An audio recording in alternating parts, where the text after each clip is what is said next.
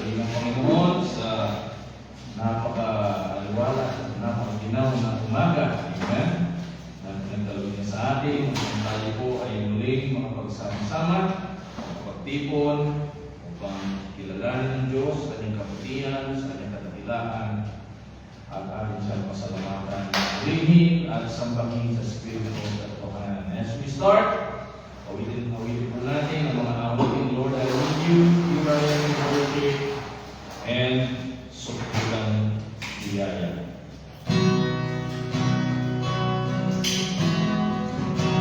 Lord, I need you every hour, every day. Amen? Walang kahit na anong saglit na hindi natin kailangan ng Diyos. Sa bawat saglit ng ating buhay, kailangan po natin ng Diyos.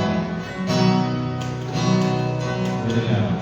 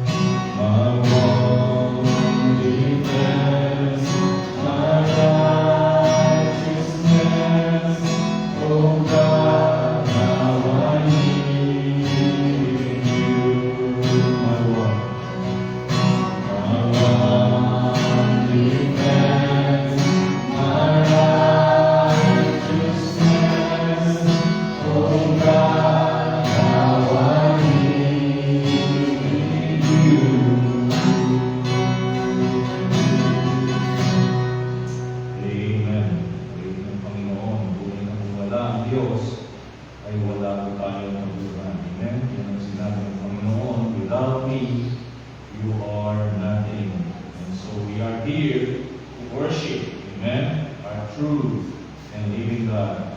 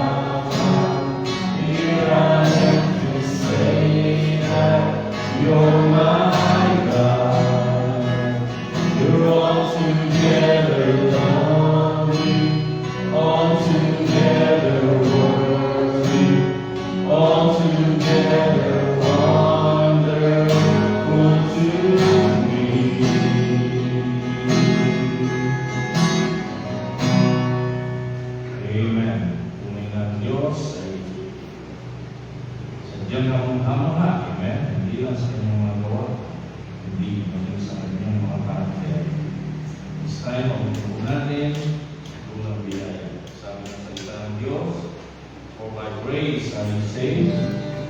through faith. It is the will of God, amen, not of self, lest any man should boast.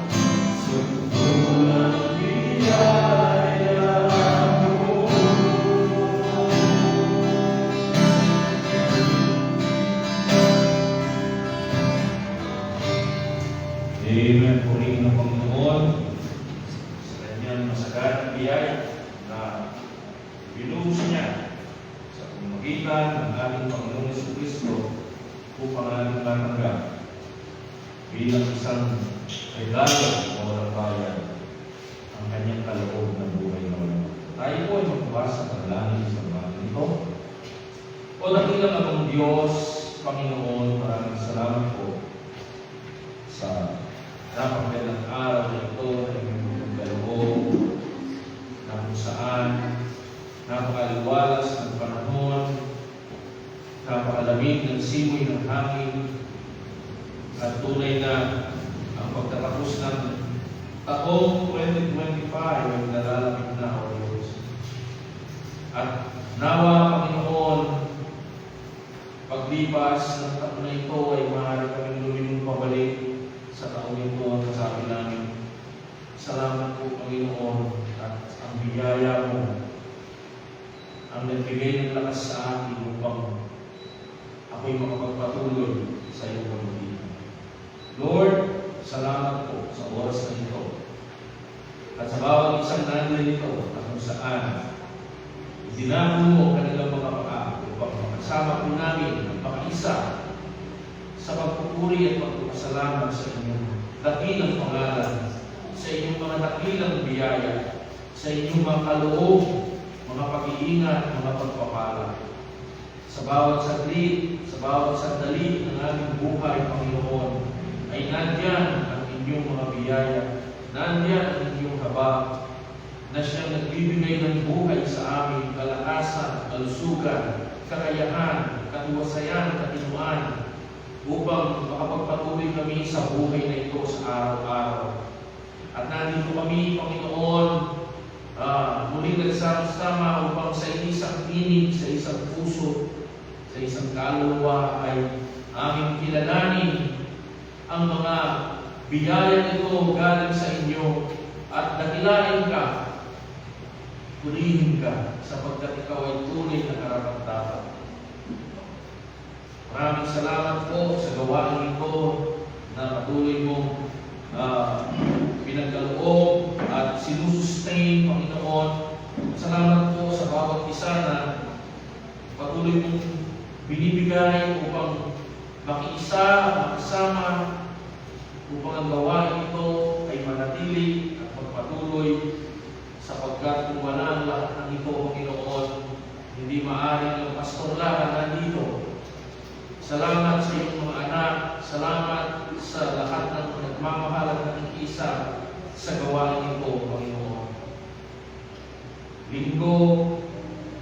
Linggo-linggo, Panginoon, na lumilipas, nakikita mo ang mga anak mo na nagtatapat sa iyo. Nakikita mo ang anak mo, mga anak mo na nagpapatuloy. Ang mga anak mo na tunay na nagmamahal sa iyo. Na tunay na nagmamahal sa iyong salita at sa iyong ipagpili. Ang mga anak mo na tunay na may kabigatan para sa iyong gawain. Tunay na may concern, Panginoon. At laging nandyan, available upang makiisa, sumuporta, di ba iniwanan ang mga pansamantalang bagay, basta ang inyong iglesia, Panginoon, ay masuportahan. Lord, pagpalain po ninyo ang mga anak ninyo yan, Panginoon. Ang mga anak ninyo na kung saan willing na talikuran ang ibang bagay para sa inyong kalwalatian, para sa inyong kaluluwa. Marahil ngayong umaga, mayroon kaming mga kapatid na nandito ngayon na magamat meron silang mahalagang bagay na dapat na harapin, ay mas nakita po nilang mas mahalaga ang inyong mga salita at ang inyong gawain. At ito ay ayon sa wika ng aming Panginoon Jesucristo na kailangan namin hanapin muna ang inyong katwiran at ang inyong kaharian. At ang lahat ng pansamantalang mga bagay na ito ay inyong ilalagay sa amin. O tulungan niyo nga kami na patuloy na magtiwala sa inyo. Patuloy na sumandal sa inyo. Lalo na hindi lang sa oras ng kasaganan, kundi sa oras ng kapighatian, kasalatan, Panginoon. Sa inyo kami unang lalapit, sa inyo kami unang tatawag, sa inyo kami unang magtitiwala, at hindi sa iba, at hindi sa tao, at hindi sa pera, Lord, kung hindi sa inyo, at sa inyong mga pangako, at sa inyong mga salita. Tunay na kayo ang lahat sa aming buhay. Kung wala kayo, Panginoon, ay wala po aming kabuluhan. Kayo ang aming kalakasan, kayo ang aming sandigan, kayo ang aming kandungan, Panginoon, ang aming kaaliwan, kasiyahan at kagalakan at kapayapaan. Nasa iyo lahat ang aming kailangan, Panginoon. Kaya kung kayo ay nasa amin at kami ay nasa inyo, ano pa ang aming hahanapin, O Diyos? Ano pa ang kulang sa aming buhay? Tunay na maraming paghihirap sa mundong ito, sa buhay sa mundong ito. Subalit ang lahat ng ito ay pansamantala lamang. At kung kami ay na kay Kristo, wala kaming dapat ipag-alala. Sapagkat hirap man ang aming pagdaanan sa mundong ito, pag-alis namin sa buhay na ito, ay walang hanggang kagalakan naman ang naghihintay sa amin kay Kristo. Lord, salamat po sa bawat isang natin rito. Ihandalin po bawat isa sa aming pagpapatuloy, O Diyos. Katatuin niyo po ang inyong mga anak, lalo na mga nagtatapat sa kanilang mga pangangailangan sa araw-araw, sa kanilang mga gastusin, sa mga nangangailangan na mga kabuhayan, hanap buhay, Lord. Lalo sa mga nagtatapat, ipagkaloob po ninyo ng masagana, Panginoon. Huwag niyo pong pipigilan ang inyong sarili, Panginoon, na sila ay magpalangin. At gayon din naman sa kapatid po namin, may mga karamdaman, nakatuloy niyo po sila sa kanilang karamdaman, ibigay niyo po ang inyong pagpapagaling. Nais po malalahanin ang aming asawa, Panginoon, sa kanyang mga allergies, Lord. Tulungan niyo po mamaya kami pupunta ng doktor at gamitin niyo po ang lahat bilang instrumento sa kanyang pagpapagaling, Panginoon. At dalangin po rin yung iba namin mga kapatid na nag-maintenance, Lord, katulad ni Sister Josie at yung mga iba pa, Lord, kayo po patuloy na magpagaling sa kanila, magbigay ng kanilang kalusugan. At dalangin po rin yung aming kapatid sa kanyang pagbaka sa breast cancer, Panginoon, yung kasama ng Pastor Bart, si Mother Cecil, tulungan niyo po siya, Panginoon. At salamat po sa mga biyaya po ninyong binubuo sa kanila ng malaking tulong. Balit kailangan pa po nila ng maraming tulong, O Diyos. Ibuhos niyo po ang mga biyaya. At patuloy, nagpapasalamat kami sa mga positive na report at improvement na binabanggit ng mga doktor sa kanya. Lord, naway ubusan at tuluyan na po siya makalaya sa breast cancer.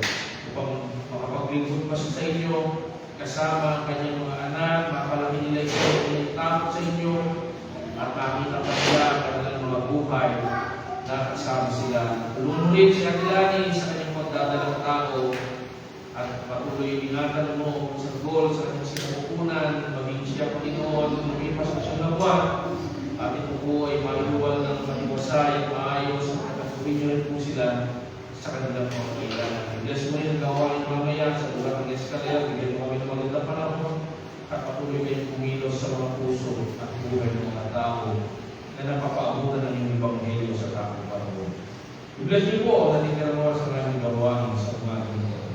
At salamat sa mga taong napapaabutan ng inyong Ebanghelyo dito po sa lugar na ito. Ikaw, O Diyos, ang patuloy na kumilos at mag-usap sa kanilang mga buhay. Tulungan niyo kami, bigyan mo kami ng pasensya. Hintayin namin ang inyong pagkilos. Huwag kaming gumawa ng anumang mga pagmamanipula, Panginoon, na upang makakita lamang ng resulta. Hintayin namin ang inyong pagkilos sapagkat tanging inyong pagkilos lamang ang nagbibigay ng tunay na pagbabago sa buhay ng isang taong makasalanan. Purihin ka, Panginoon. Patuloy ang bawat isa na nandito ay akayin mo sa iyong bubunaran at sa iyong katwiran ng kahilan. At ang ito, aming muli nagdalangin sa matamis at makapangyarihang pangalan ng aming nakapagligtas mananakot at Diyos na si Jesus. Amen.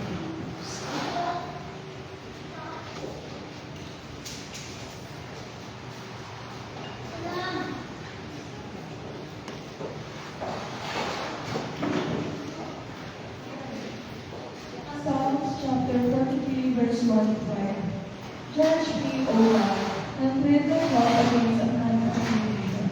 O deliver me from the deceitful and unjust man. For thou art the God of my strength. Why dost thou cast me off? Why go I murdered because of the oppression of the enemy? O send out the light and thy truth, and let them lead me. Let them bring me unto the holy hill, and to thy tabernacles. Then will I go unto the altar of God, unto God my exceeding joy. Yeah, upon my heart will I praise thee, O God my God. Why art thou cast down, O my soul? And why art thou disquieted within me? Hope in God, for I shall yet praise him, who is the health of my countenance and my God. Amen. Magandang umaga po. Kahit lumari ng mga po. Sa ng Panginoon sa kanyang mga salita. Amen.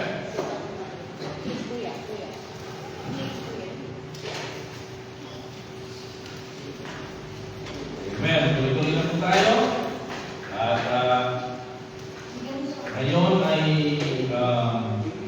pangilang linggo na, pangatlong linggo na, Pangapat na linggo na po, ang buwan ng Nobyembre at hanggang 5 weeks siya, no? Meron pa tayong isang linggo next week bago mag-Disyembre. At ilang araw na lang, 33 days na lang, Pasko na. Amen? Napakabilis. Magpapaalam na sa 2025. Nawa, ito po ay naging magyaya sa ating buhay. Amen? At lalo na sa ating paglago, sa ating spiritual life. So, sa ating pong pagpupulay-pulay mga kapatid, ay mag-series of lesson muna tayo sa patungkol sa kapanganakan ng ating Panginoong Hesus bago tayo pumunta sa ikalawang Thessalonica. Since ang panahon po ay patungong Christmas, ay mag-series of lesson muna tayo about sa kapanganakan ng ating Panginoon. I think last year hindi natin ito nagawa dahil meron tayong series of lesson, I think sa of 1 Timothy, at pumaparan tayo ng isang linggo. But this time, Lord willing, makapag-series of lesson mo tayo ng Disyembre, ano po, patungkol sa kapanganakan ng ating Panginoon. So, this time, pumunta tayo sa Book of Genesis. Pamagatan natin ang ating pag-aaralan sa umaga nito. Christmas began in Genesis. Amen? Ang Pasko ay nagsimula sa Book of Genesis. So, ang lahat ay pamilyar sa Pasko. Maging ang mga tao hindi naniniwala sa Panginoong Jesucristo ng Bible, okay? Yung iba kasi naniniwala sila dun sa Kristo ayon sa kanilang holy book. Katulad yung mga Muslim, yung Kristo nila sa Quran, yun ang pinaniniwalaan nila.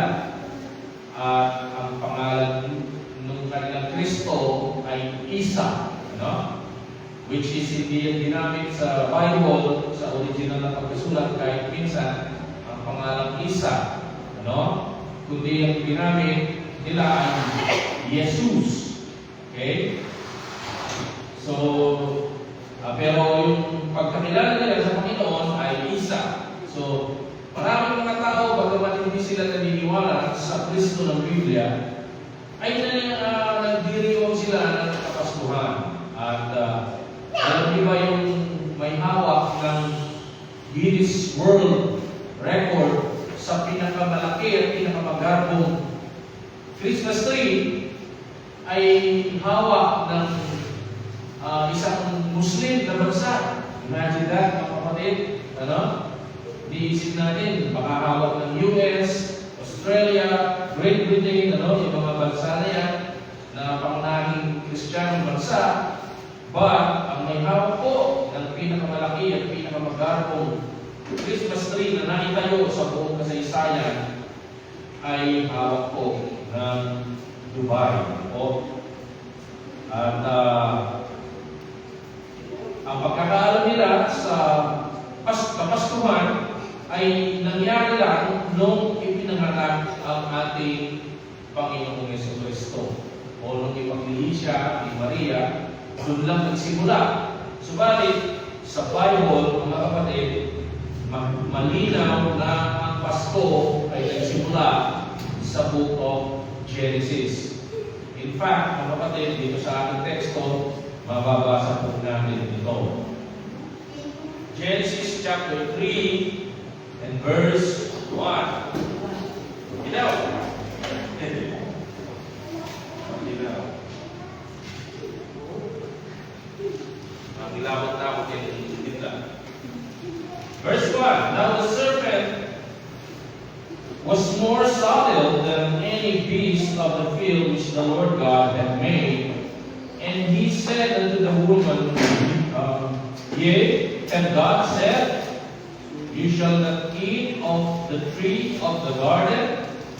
And the woman said unto the serpent, We may eat of the fruit of the trees of the garden, but of the fruit of the tree which is in the midst of the garden, God hath said, You shall not eat of it, neither shall you touch it, lest you die. And the serpent said unto the woman, You shall not surely die. For God hath known that in the day that you eat thereof, then your eyes shall be opened, and you shall be as gods, knowing good and evil. And when the woman saw that the tree was good for food, and that it was pleasant to the eyes, and a tree to be desired to make one wise, she took of the fruit thereof and did eat, and gave also to her husband with her, and he did eat, and the eyes of them both were opened, and they knew that they were naked, and they sewed fig leaves together and made themselves aprons. And they heard the voice of the Lord God walking in the garden in the cool of the day, and Adam and his wife hid themselves from the presence of the Lord, from the Lord God amongst the trees of the garden. And the Lord God called unto Adam and said unto him, Where art thou? And he said, I heard thy voice in the garden, and I was afraid, because I was naked, and I hid myself. And he said, Who told thee that thou wast naked? Hast thou eaten of the tree whereof I commanded thee, that thou shouldest not eat?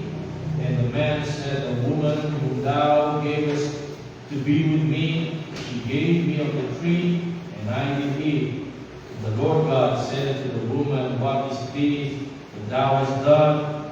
And the woman said, The serpent beguiled me, and I did eat. And the Lord God said unto the serpent, Because thou hast done this, thou art cursed above all cattle, above every beast of the field. Upon thy belly shalt thou go, and thus shalt thou eat all the days of thy life. And I will put enmity between thee and the woman, and between thy seed and her seed, and it shall bruise thy head, and thou shalt bruise his heel. And to the woman he said, I will greatly multiply thy sorrow and thy conception. In sorrow thou shalt bring forth children, and thy desire shall be to thy husband. Sa verse 16, basahin ko ito sa ibang salin, ano? Ang sabi niya,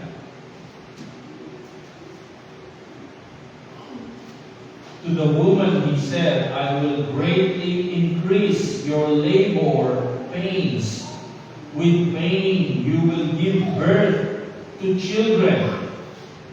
Tapos pagsabi ko ito, you will want to control your husband, but he will dominate you. Okay? So sa King James, iba yung pagkasali niya. Pero sa ibang salin, karamihan po ay ganito. Kaya huwag na kayong magtaka kung bakit yung mag-asawa laging nag-aaway. Kasi pinigay ng Diyos yung desire na yun, na bunga ng kasalanan, na laging magkaroon sila ng banggaan. Okay? Huwag niyong iisipin na siguro hindi talo para kayong balang meron kasi panay talo ng kapatid. Hanggang no kamunta talagang hindi mo mga kaya yung kapatid niya. Okay? Dali lang po mga kapatid.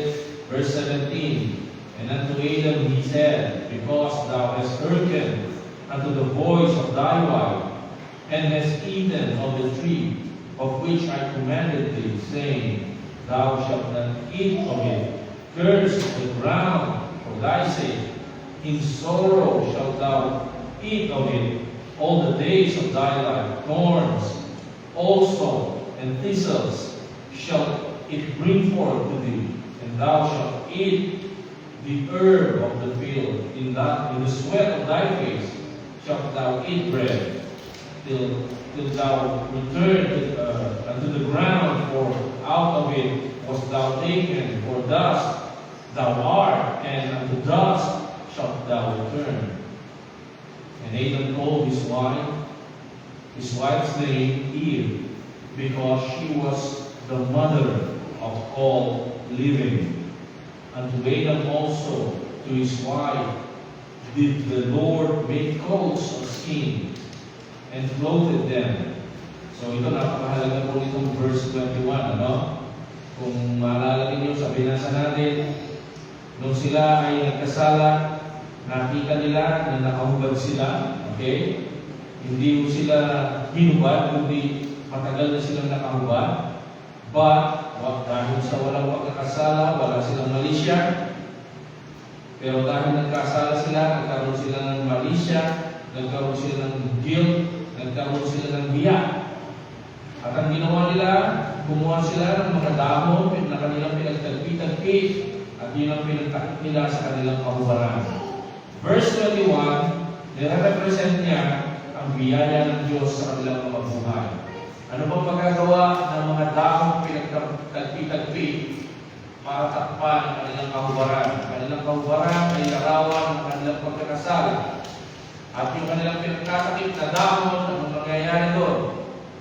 Isang araw, dalawang araw, yun po ay matutuyo at pagkakapulit-pulit at hindi na pwede. So, ibig sabihin, paulit-ulit lang nilang gagawin yun, magtatagpi sila ng mga dahon, mapupulit, masisira, isang effort na walang kabuluhan, isang effort na pansamantala na walang epektong pangmatagalan o pangwalang hanggan. But, sa verse 21, sabi niya, unto Adam and also to his wife did the Lord God make coats of skin. Ang Diyos pa ang gumawa. Amen? Pwede naman turuan si Adan. Sasabihin, Adan, kumuha ka ng tupa, pakain mo, kunin mo yung balat, at yun ang gawin mong damit. Pero tingnan mo ninyo kung gaano kabuti ang Diyos sa kanila. Amen? Sa kabila ng kanilang pagkakasala, ang Diyos pa ang kumuha ng tupa at pumatay ng tupa upang yung balat ng tupa ay gawing damit nila. Yung tupa na pinatay mga kapatid, yun ang naglalarawan sa kamatayan ng ating Panginoon upang tayo ay takpan sa ating kahubaran, which is ang ating pagkakasala. Maraming pagkakataon po sa Bible na yung kahubaran ay ginagamit upang ilarawan ang kalagayan ng isang makasalanan sa harap ng Diyos. So this time, dito pala makikita na natin ang pagsasakripisyo ng ating Panginoong Kristo. Amen? No wonder doon sa Revelation, I think chapter 13, binanggit po roon that our Lord, He was slain before the foundation of the world. He was considered ibinilang na po siya na pinatay, na ipinako sa krus. Ibinilang na siya na nagsakripisyo para sa kasalanan ng tao kahit hindi pa nagsimula ang lahat ng mga bagay. Bago pa ang paglilikha ng Diyos ng lahat ng mga bagay, ay ibinilang na si Kristo na namatay para sa ating mga kasalanan. At ito, ang mga paglalarawan ito sa aklat ng Genesis, ito po ang simula ng tunay na Kapaskuhan, ng tunay na diwa ng Pasko. Verse 22, and the Lord God said, behold, the man is become one of us, to know good and evil. And now, lest he put forth his hand, and take also of the tree of life, and eat. So, maliban doon sa puno na pinagbabawal ng Diyos na nakakalam ng masama at mabuti, meron pang isang puno doon sa garden, which is the tree of life, ano po, na binanggit po rito, na hindi pwedeng kainin ni Adam bilang makasalanan, dahil ang sabi rito, kapag yun ay kinain niya, siya ay hindi makakaranas ng physical na kamatayan. Okay? Behold, the man is become one of us to know good and evil, and now lest he put forth his hand and take also of the tree of life and eat and live forever. So, yung tree of life na yon, kapag nakakain siya ng bunga doon, ay hindi siya makakaranas ng physical na kamatayan, bagaman siya nakaranas ng spiritual na kamatayan. Doon sa Book of Revelation, ay binanggit kong muli itong tree of life na ito. Okay? Verse 23, therefore, the Lord God sent him forth from the Garden of Eden to till the ground from whence he was taken. So, ang ginawa ko, pinaalis si Adan at Eva doon sa Garden of Eden para hindi po sila makakain doon sa bunga ng tree of life. Because it is not meant for sinners to live physically forever. Ano? Dahil ang kabayaran ng kasalanan ay kamatayan.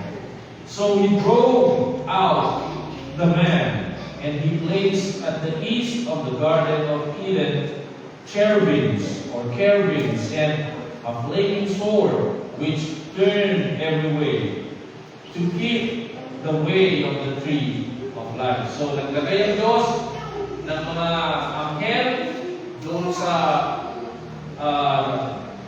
lagusan patungo sa Garden of Eden, and a sword of fire para hindi makapasok si Adan at kahit na sino doon sa Garden of Eden. Tayo po ay manalangin sa mga kapatid. Lord, maraming salamat sa mga salita mo na aming binasa, na kung saan ay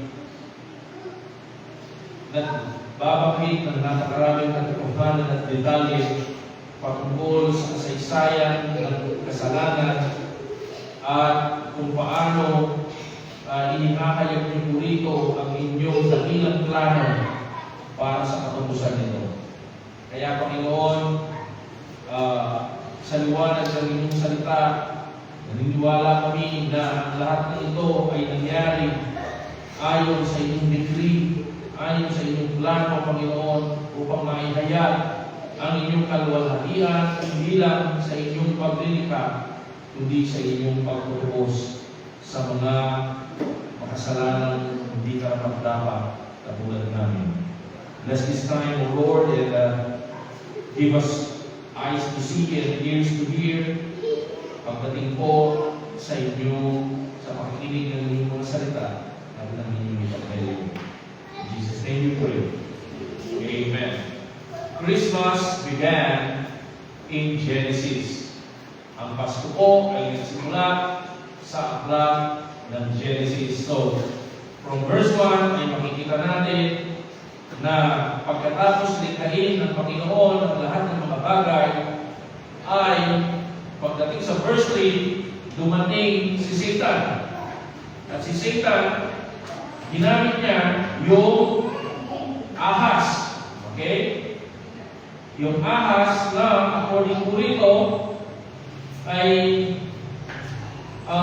pinakamagandang hayop o marahil isa sa pinakamagandang hayop na nilikha ng Panginoon.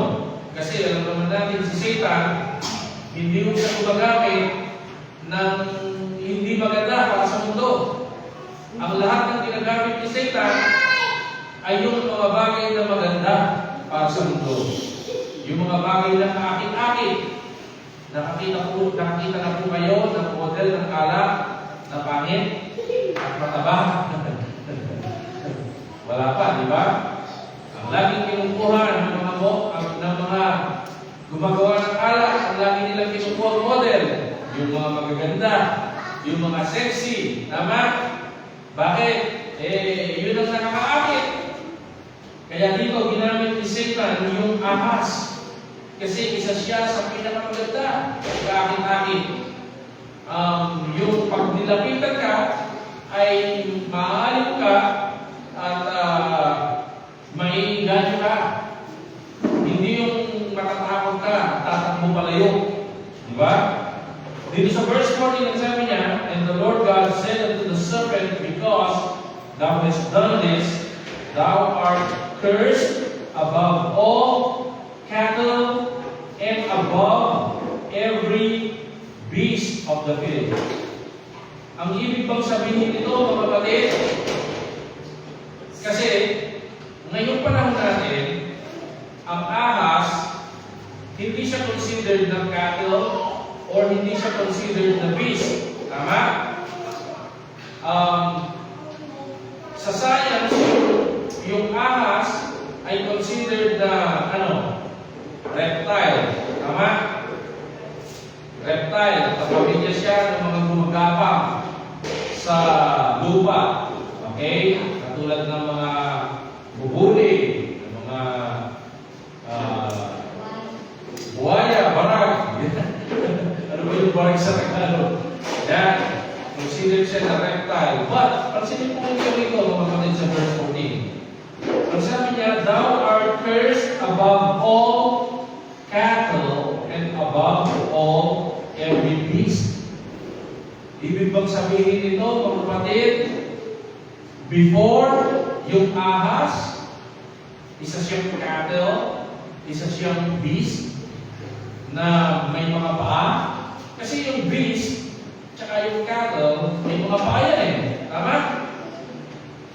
Pero dahil naisumpa itong ahas, ang sabi niya, "Upon thy belly shalt thou go, and thus shalt thou eat all the days of thy life." So dati, hindi siya lumalakad sa kanyang belly. Ibig sabihin, meron siyang paa dati. So, karamihan naman sa mga Bible historians, sa mga Bible theologians, ay they all agree na yung ahas ay dati siyang may mga paa. So, napakaganda siguro ng ahas dati, no? Kaya ito yung ginamit ni Satan para kausapin si Eva. Maraming mga katanungan dito, mga kapatid, na pwede natin itanong. Pastor, saan po galing si Satan? Di ba? Pastor, ibig po bang sabihin, nung likhain ng Diyos ang langit at lupa, meron na bang Satan? Di ba? Magandang tanong yun.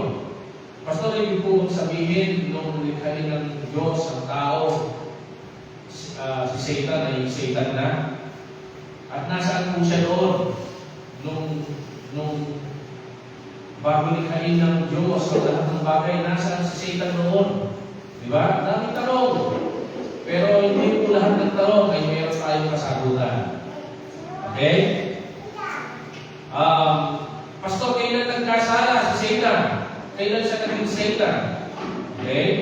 Sa Bible, itinuturo na nagkaroon ng pagre-rebelde doon sa langit, doon sa mga anghel. Okay? isa sa mga anghel ng Panginoon ay nagkaroon ng pride sa kanyang puso. At ninais niya na maging katulad siya ng Diyos, maging katulad siya ng lumikha sa kanya. At ang sabi niya sa puso niya, gusto ko maging katulad ng Diyos. Gusto ko na paglingkuran din ako ng mga kapwa ko anghel. Gusto ko na sambahin din nila ako. Gusto ko na nauutusan ko rin sila katulad ng ginagawa ng Diyos. Yun ang ginusto niya, maging katulad ng Diyos. At yun ay walang iba kundi si Lucifer, si Satan. Ano po, kaya siya ibinagsak ng Diyos. Dapat po natin kalalahanin, mga kapatid, na katulad ng paglikha ng Diyos sa tao, ang paglikha din niya sa mga anghel, sila rin ay may taglay na kabutihan at kabanalan. So, ibig sabihin, yung nilikha ng Diyos sa mga anghel, ay meron silang kalikasan na mabuti at banal. At magpasa hanggang ngayon, may mga anghel na hindi nagkasala. At sila'y nandoon pa rin sa kalagayang mabuti at banal. Kung saan hinugot ni Lucifer yung pagkakasala, ay hindi ko po yun kaya ipaliwanag. Amen? Katulad nung si Adan, ay humugot siya ng kalakasan para sumuway sa Diyos. Kung saan niya yung hinugot, ay hindi ko rin po kaya paliwanag dahil hindi po yun binanggit ng Biblia. Ang alam lang natin, sila ay binigyan ng kalikasan ng Diyos na pwedeng mapasailalim sa pagbabago depende sa kanilang pagsunod o pagsuway. Okay? So, sa tao, malinaw na binigyan sila ng utos na huwag kumain dun sa bunga na nasa gitna ng garden na nakakaalam ng masama at mabuti.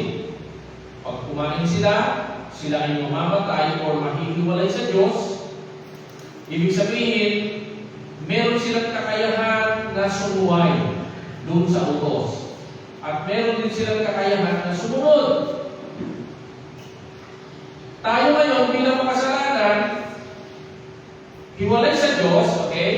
Nung wala pa tayo sa Panginoon Hesus, meron tayong kakayahan na sumuway, pero wala tayong kakayahan na sumunod. Ang meron lang tayong kakayahan ay magkasala.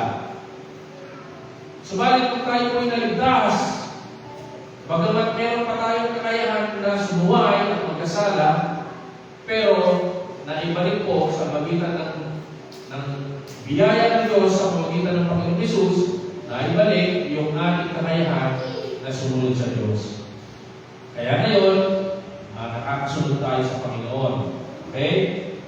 Pero si Adan, bagamat ang kalikasan niya ay mabuti at banal, wala po siyang kalikasang makasalanan. So, ibig sabihin ang sumisibol sa buhay niya ay kabutihan at kabanalan. So, kung bakit nagkaroon siya ng desire para sumuhay sa Diyos, ay yun po'y hindi ko kaya makain. But, malinaw sa Bible na may kakayahan siyang sumuhay. Hindi ko lang kung saan niya yung kinuha. May kakayahan siyang sumuhay at nabago ang kanyang kalagayan mabuti at banal, napunta sa pagiging makasalanan. At gayon din, ang pinagkaiba naman sa anghel kay Lucifer, walang binanggit sa Bible sa paglikha sa kanila, at kung may utos ba sa kanila, katulad sa utos sa tao, na wag. Di ba? Sa mga anghel, wala tayong alam na iniutos na wag. Pero, suddenly, si Lucifer, na isa sa mga magaganda at makapangyarihang anghel na nilikha ng Diyos, nagkaroon siya ng pride sa kanyang puso. Kaya tayo hindi tayo nagse-celebrate ng Pride Month. Okay? Kasi ang unang nag-celebrate ng Pride, binagsak ng Diyos. Amen? So, hindi rin binanggit sa Bible kung kailan, kung yung eksaktong pangyayari nung nag-rebelde si Satan. Okay? At ang nangyari, natangay po ni Satan yung ika-4 na bahagi ika-4 o 3/4. I need to confirm that. So, malaking porsyento ng mga anghel ang sumama sa kanya at ibinagsak ng Panginoon. At sila ngayon ay nagsisilbing masasamang espiritu na pumapaypay sa mga mata niyo at mga tigil. Kaya ako naniniwala mga kapatid, mas marami yung presensya ng mga masasamang espiritu dito sa mundong ito kaysa sa populasyon ng mga tao. Kasi, isipin nyo, nandito na si Satan, iilan pa lang yung tao. 2 pa lang. Si Adan at Eva pa lang yung tao. Pero si Satan at yung kanyang mga masasamang espiritu ay nandito na. Kung kailan sila nakarating dito, nung bago balikhain ng Diyos yung lahat ng mga bagay, ay nandito na sila. Posible. Bakit? Maraming salita ito mga kapatid, pero Genesis chapter 1.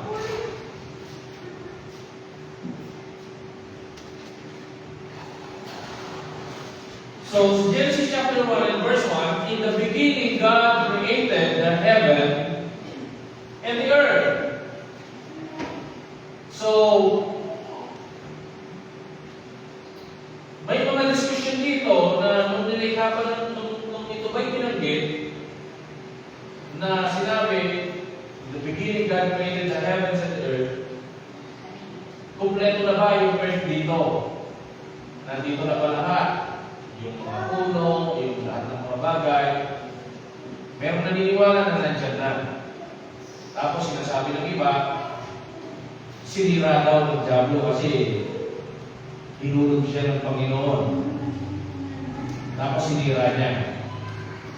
So, dito sa pagbanggit ng heaven and earth, okay na raw dyan. Kompleto na. Pero sinira ng Diablo. Kaya sa verse 2, ito yung sinabi. And the earth was without form and void. So dahil sinira daw ni Satan, mga kapatid, naging madilim. Okay? Kaya, without form, naging walang anyo, nawasak. At naging void. Pero hindi po tayo naniniwala dyan, mga kapatid. Okay?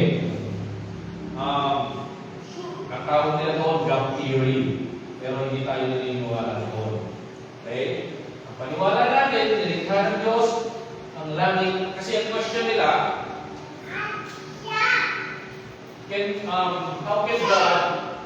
how can God create something that is without form and void?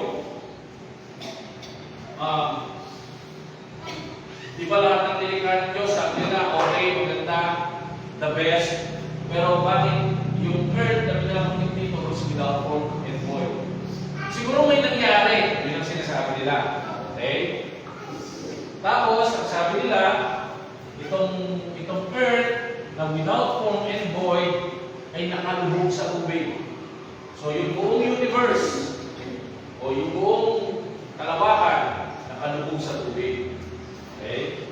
Kaya without form and void, yun ang sinasabi nila. Yung nakalubog sa tubig, posible yun. Kasi nasa Genesis chapter 1 yun. Diba? Sabi ng Panginoon, let there be a firmament. Sabi niya, and let the waters separate from the waters. Kaya yung naghiwalay yung tubig na ganyan, para magkaroon ng space yung earth. Okay? So, posible yun na yun lahat ng bagay na kalubog sa tubig.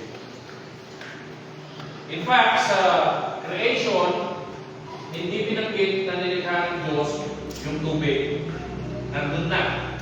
Nandun na yung tubig. Diba?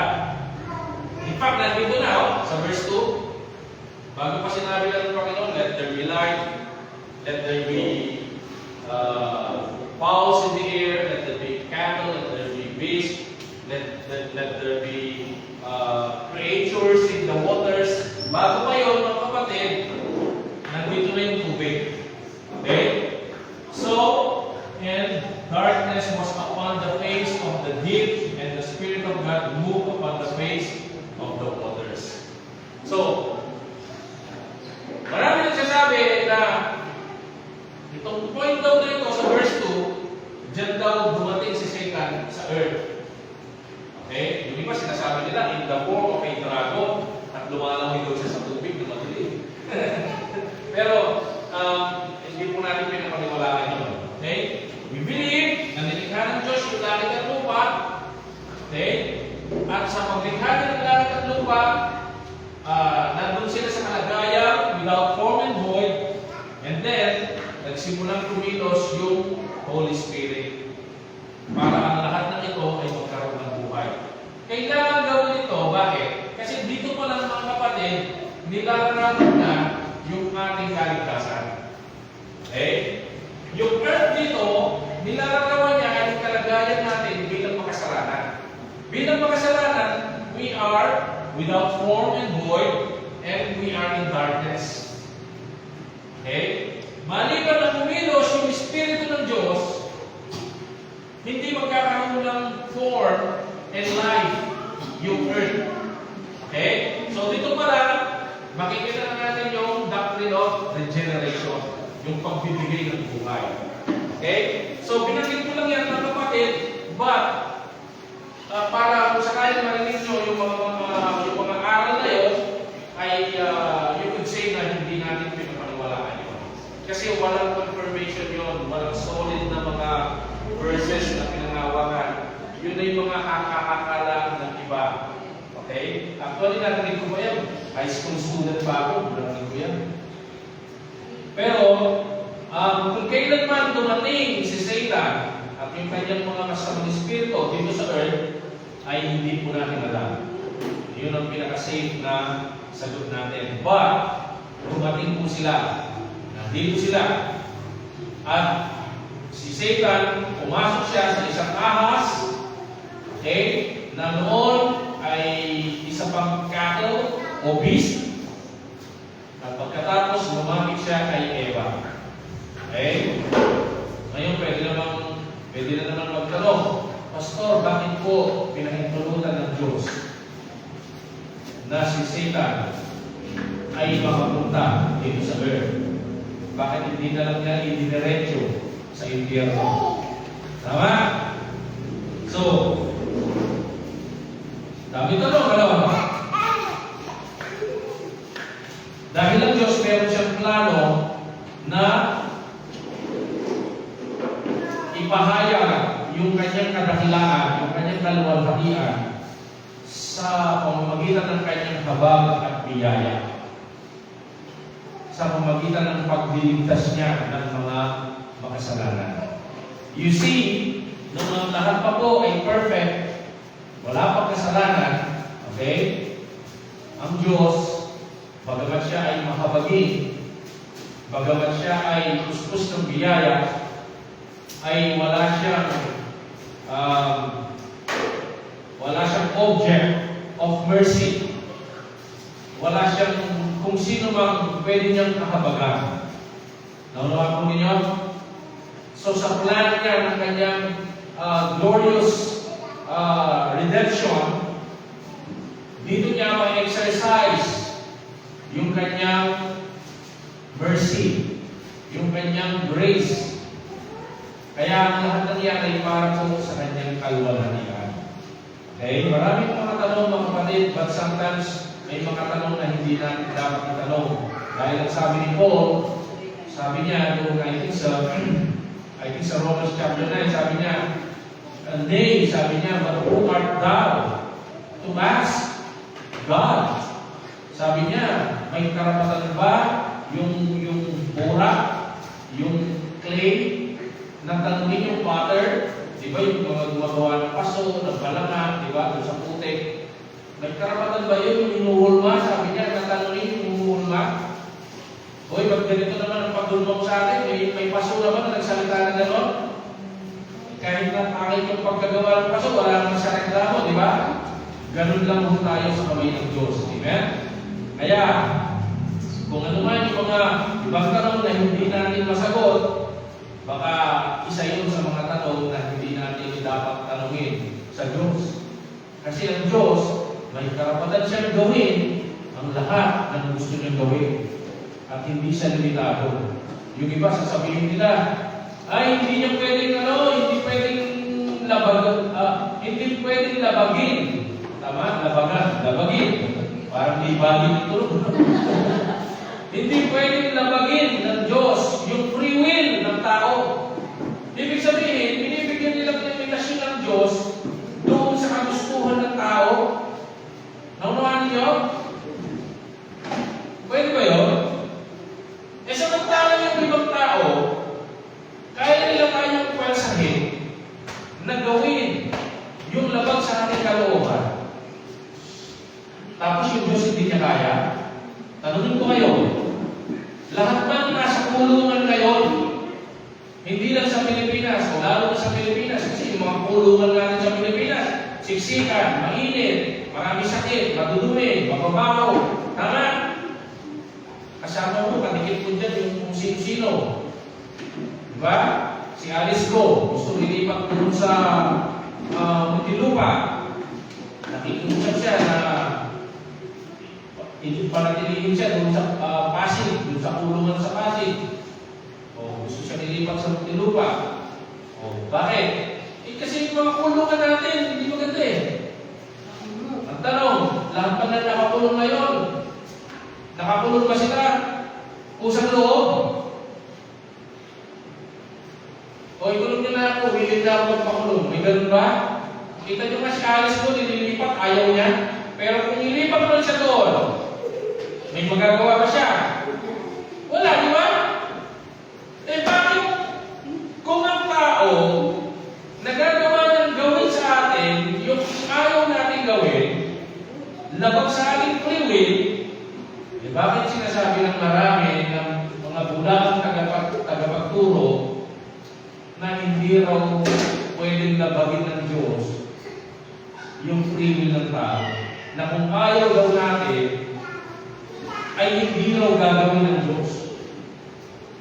Nandiyan pa ba kayo, kapatid? Yun ay malaking kamalian na nagbibigay ng maling impression, maling understanding, pangunawa sa karakter ng Diyos. Tama? Sabi nila, ang free will daw ng tao, ito yung magdidesisyon. Okay? Lalo na sa kaligtasan. Sa kaligtasan, yung free will din ng tao ang magdidesisyon para iligtas siya ng Diyos. Ang tao rin yung magsasabi, okay Lord, sumusuko na ako, iligtas na ako. Doon pa lang daw makakakilos ang Diyos para iligtas niya itong tao ito.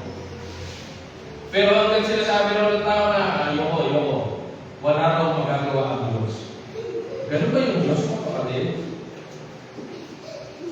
Ganun ba makapangyarihan ng free will? Na ang Diyos gusto ba niya, ililigtas kita! Sabi ng tao, no!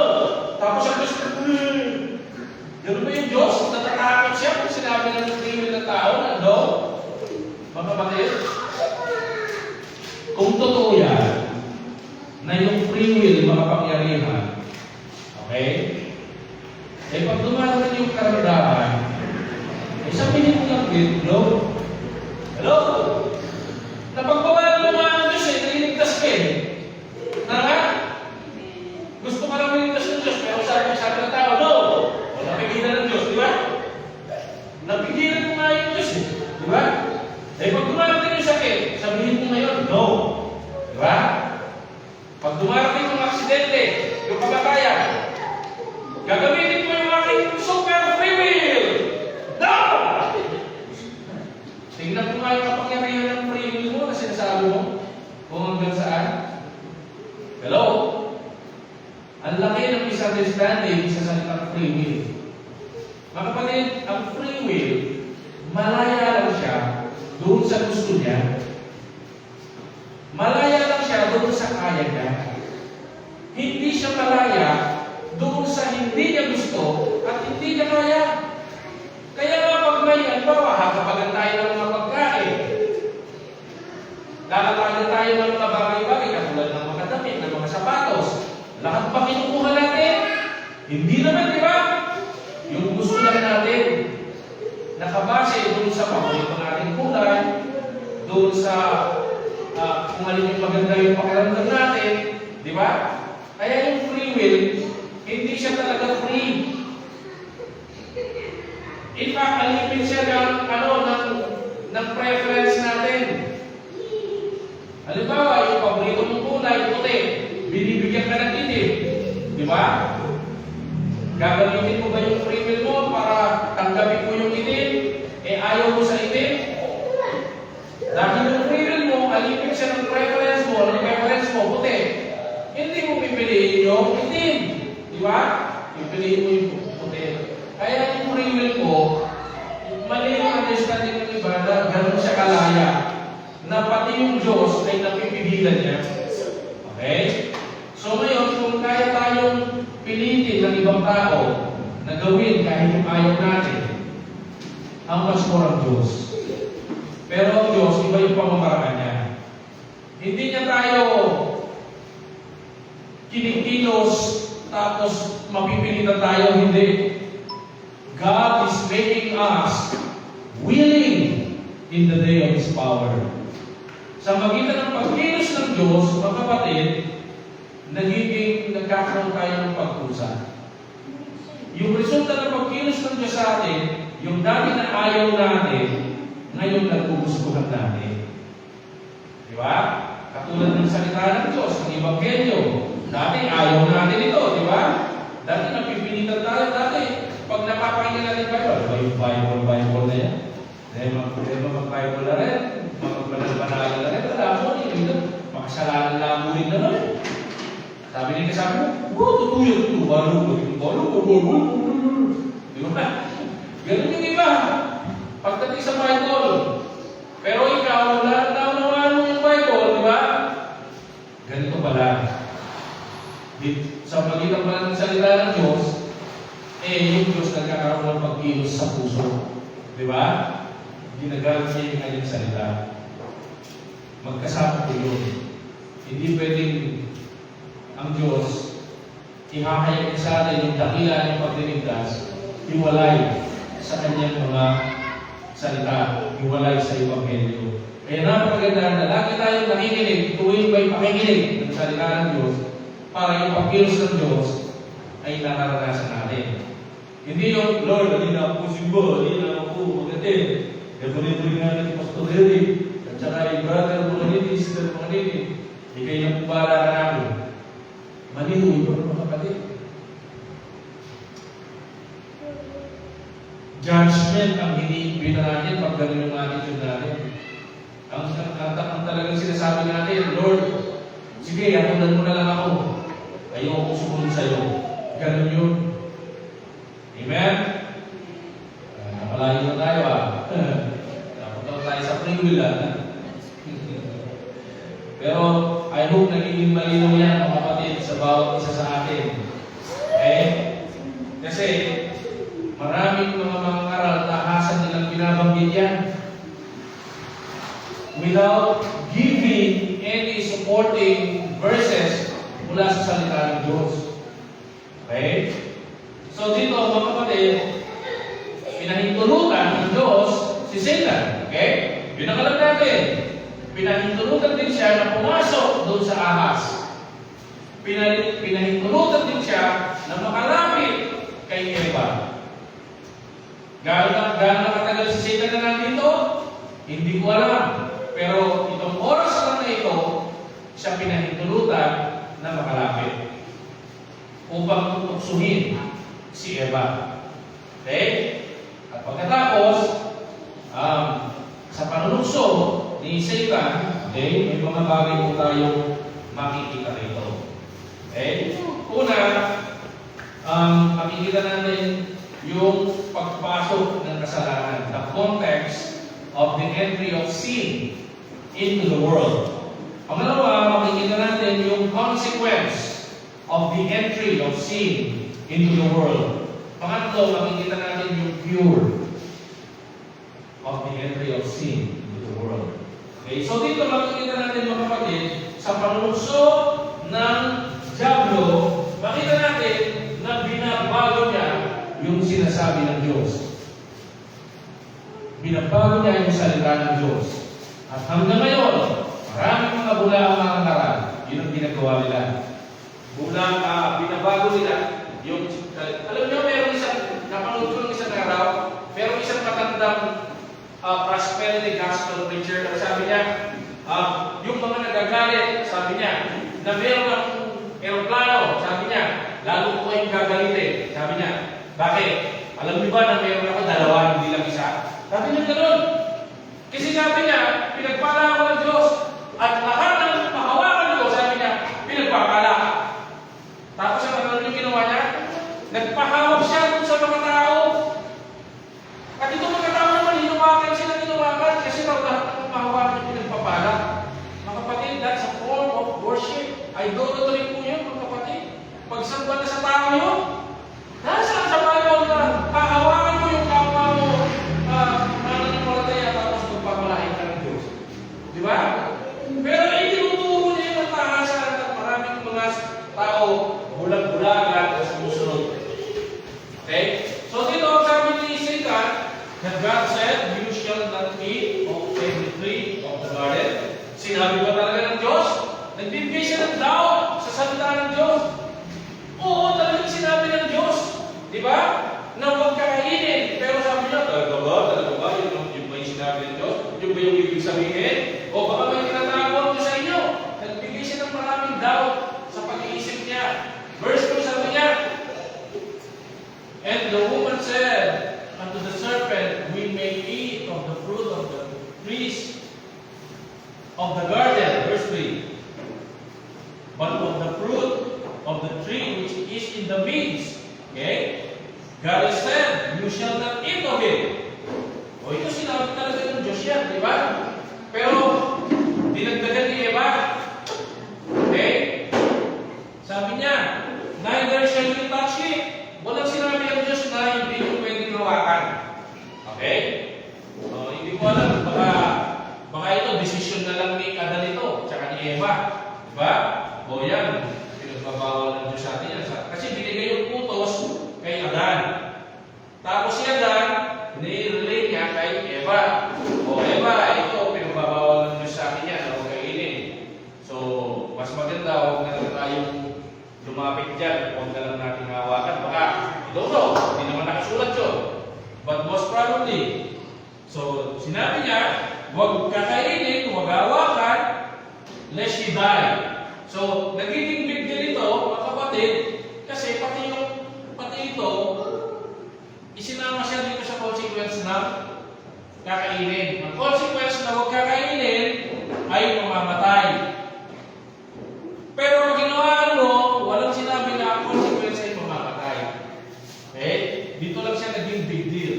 So, again, may question naman dito.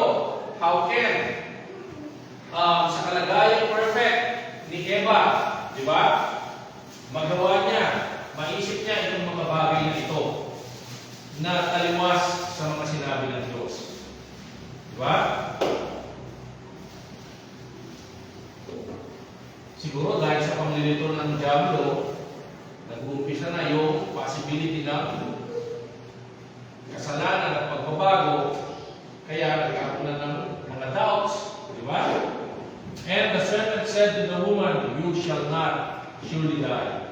Binaligtad na ng Diablo yung salita ng Diyos. Alam niyo ang Diablo? Yung salita ng Diyos, dadagdagan niya, babawasan niya, babaguhin niya ng konti, o babaligtad niya. Tama na po ninyo? Okay? Dito, binaligtad na niya. Hindi naman talaga kayo mamamatay pag pinahin niyo yun eh. Yun ang sabi niya. Okay, so dito, nakikita natin, unti-unti, yung ahas, ginagapak niya papasok yung kasalanan kay Eva. Okay? Next verse. For God doth know that in the day ye eat thereof, then your eyes shall be opened, and you shall be as gods, knowing good and evil. Okay. Tama naman yung sinabi rito ni Satan. Okay? Pag kinain niyo yan, sabi niya, mamumulat ang mata niyo, okay? Malalaman niyo yung mabuti at kasi, for the meantime, nasa kalagayan silang mabuti at banal, at ang alam lang nila yung mabuti. Tama? Pero, sabi ni Satan, pag kinain nyo yan, malalaman nyo yung mabuti at masama. At magiging katulad kayo ng Diyos. Hindi Diyos na, parang Diyos na makapangyarihan. Hindi. In the sense na alam nila yung mabuti at masama. Pero ginagamit ito ng mga prosperity gospel, ano, na as in Diyos, na pwede kang mag-create sa pagitan lang ng salita. Let there be light. Hindi po ganon. Okay? Dito lang sa sense na ito, na magiging katulad ng Diyos in the sense na alam mo na yung masama at alam mo na yung mabuti. Okay? Next verse.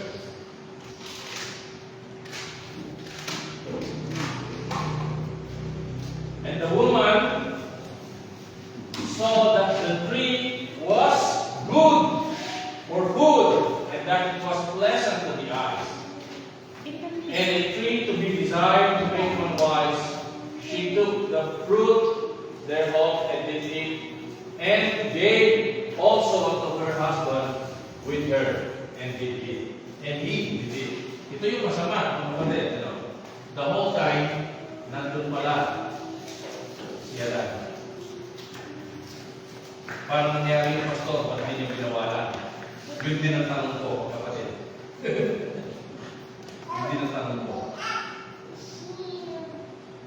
I don't know why, pero hindi siya uminig.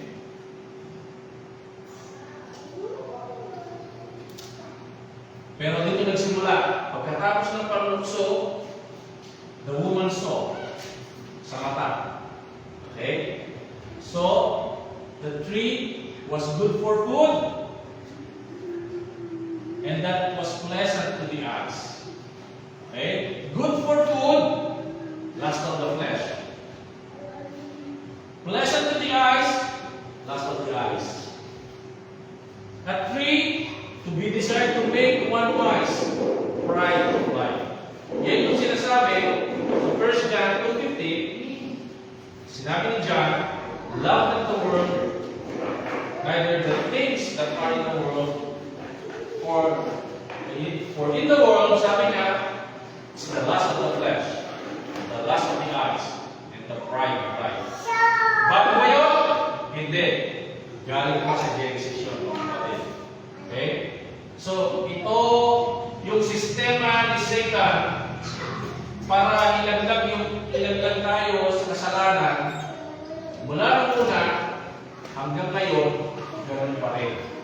Napaka-effective pa rin. Okay? So, ngayon, kinain ni Eva, pinabot sa asawa, kinain din niya. So, dyan po nakapasok yung pagkakasala.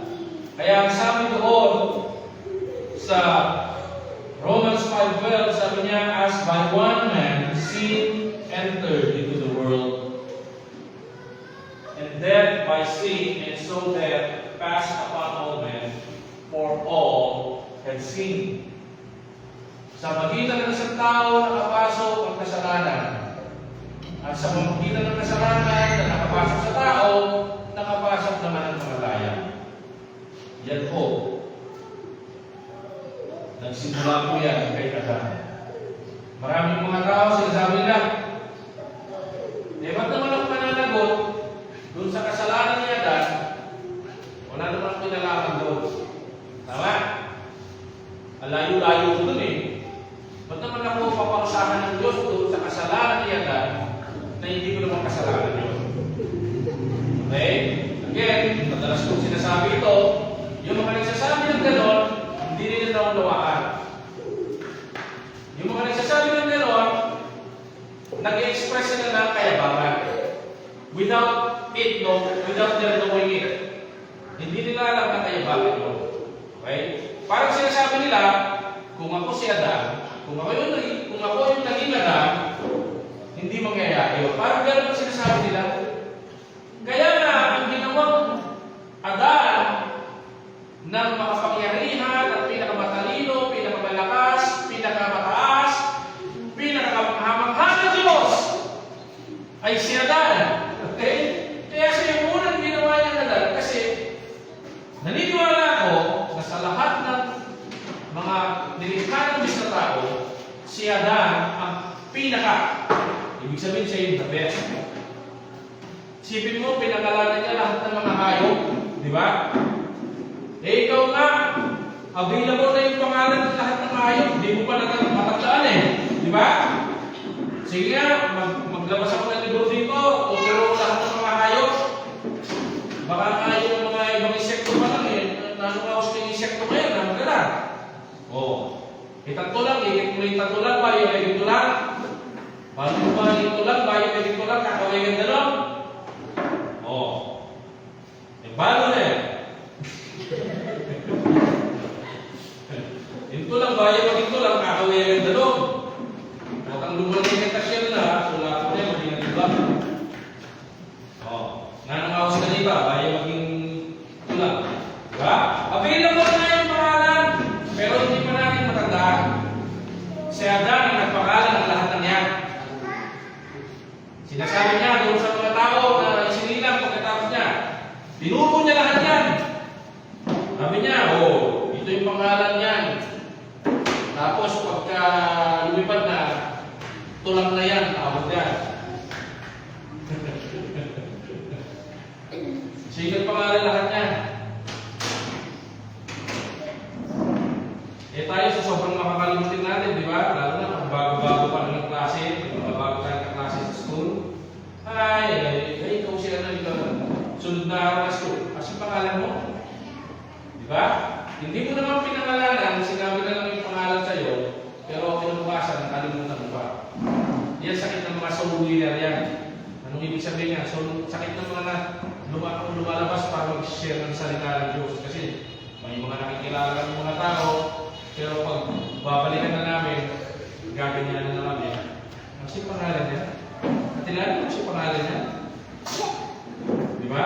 Pero si Adan hindi nakakalimot. Ano pong pinangalanan niya dito sa hayop ito? Yan. Zebra. Ito, lion. Ito. Oh. Lahat ng niya natatanda niya. Hindi lang yan. Sabi ng Bible, lahat ng bituin, pinangalanan niya. Gaano karami yung bituin? Di ba sabi ng Bible?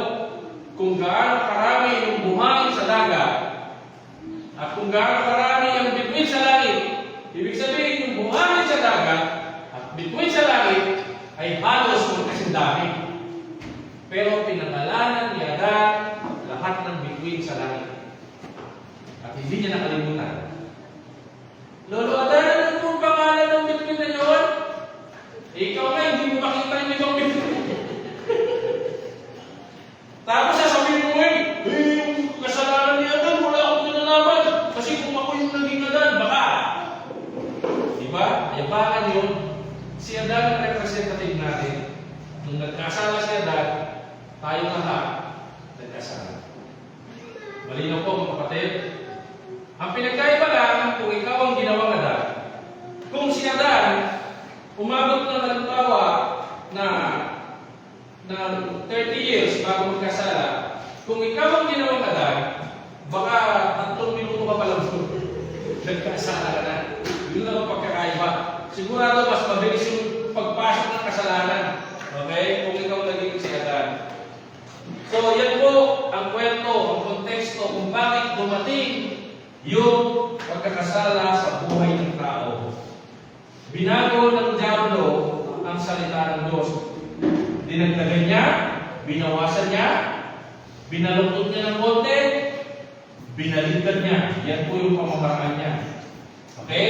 Ginagawa niya, yung tao, nililito niya para mawala yung tiwala niya sa Diyos at para questionin yung kabutihan ng Diyos. Okay? Kaya ang nangyari, sa panunuso ng diablo, mas naging kaakit-akit siya kaysa sa Diyos.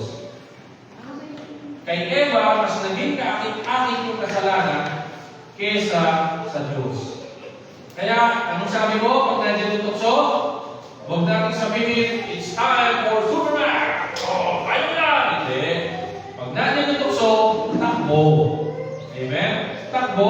Iwas na.